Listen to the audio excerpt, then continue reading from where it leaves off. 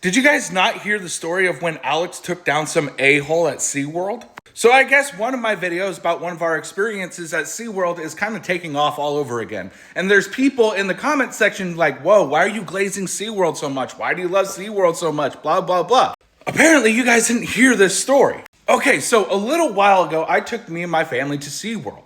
At that time, it was just Alex, Dean, and I. We were there having a great time, and as it turns out, Dean was just like Dad, fell in love with orcas. Orcas were awesome. And as some of you guys know, my son Dean is limited verbal autistic. He doesn't speak a whole lot, and when he gets excited, he does what we call happy hands. He makes the ooh noises, and then he flaps his hands up and down because he has just so much excitement, it's just bursting out. And as it turns out, it was really annoying this dude up in front of us, and he kept turning around with a smart mouth. Can you tell your kid to stop it? It's really annoying. If your kid can't handle the orca show, maybe he shouldn't come.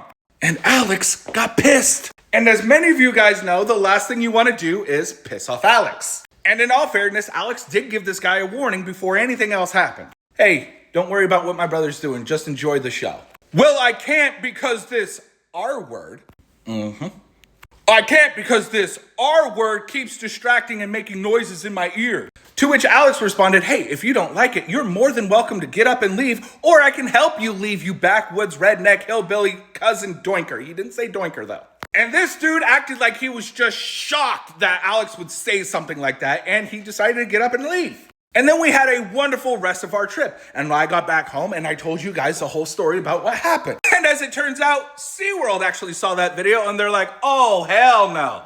They reached out to me and said, we are so sorry that that happened to you. We would love for you to come back and have an experience that you should have had. And naturally, I thought like, oh, they're just gonna give us a few free tickets into the park and then we're gonna go and have a good time, right?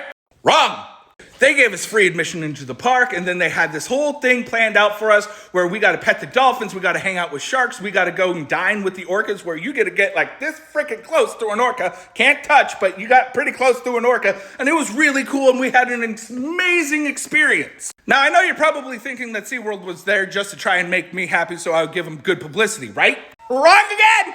Because when we got there, there was this guy named Chuck, and he's kind of like the head honcho there, right? I introduced myself, I'm like, hi, I'm Quinn Pratt, and he's like, sup? I got a sup. His main focus was around my son, Dean. He was asking Dean how he was, what he wanted to do, got him a few toys, and he built the entire experience based off of what my son, Dean, wanted. And by the end of it, Chuck and Dean were like best friends. And that's why I love SeaWorld so much and the San Antonio team, because it wasn't about trying to make me happy. It was about making a child happy. Best thing I could have asked for.